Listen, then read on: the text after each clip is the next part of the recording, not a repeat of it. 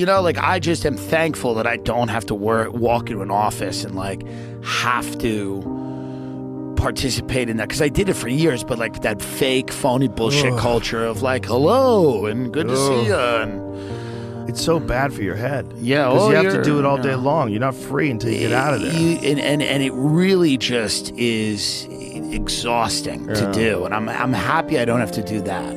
Oh, thank God. Yeah. You went through it. I fortunately never had an office job. I had a lot of shitty jobs, but there were never any office jobs. I went through it. I went through the fake, nice, hi, hey. Dude. I went through people pulling you aside, telling you all their problems with another person. You have nothing to do with it. And they're like, this is how Chuck fucked me on this. You promised me this. I didn't get it, And you're standing there going, oh, yeah, that happened. Oh, that's unfortunate.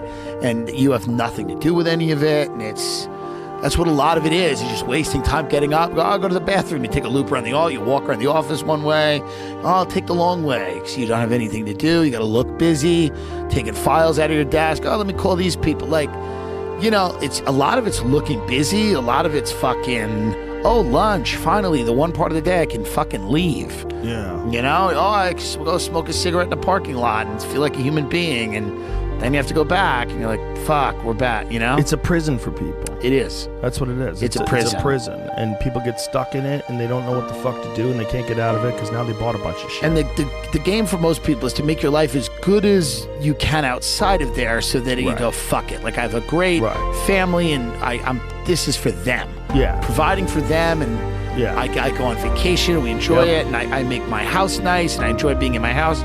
Because most people, when you go into an environment like that, you just, you're losing all sense of who you are. You have to mold into this dumb corporate, like corporations are always kind of corralling you into these things. And like, that's why they do all the corporate events. And it's so unnatural. So unnatural for people to not just interact that way and be stuck inside all day like that, but also to like exist in this fucking culture where everybody's full of shit all day, agreeing that they're all full of shit. Oh yeah, and it's just part of what it is. And like that, I did it for a while, but I was in a sales office. We had a little more freedom, but it's still the same type of office where a lot of it is, based on these weird relationships where you're kind of like, okay, we're here. We're all just here, and we all have to find something about each other we can tolerate.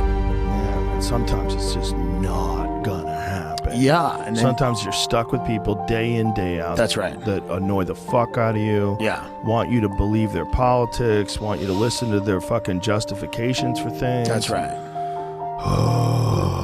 Thank God. We thank God we don't have to do that. Thank God. Thank God. But I knew I never could. I always thought I was destined to be a fucking loser because I couldn't keep a job. I did zero ambition to have like a job in an office somewhere. Well, you wanted to escape, as Andrew Tate would say, to escape the matrix. You did it. If you can do it, you can do it. And not everyone can do it. But but I didn't think I was doing it. No. That's my point, is that I wasn't doing it saying I'm escaping the matrix. Yeah. I was thinking I'm such a fucking loser. Yeah. I can't discipline myself enough to have a job like all these other people who I'm seeing succeeding. Right. I can't do it.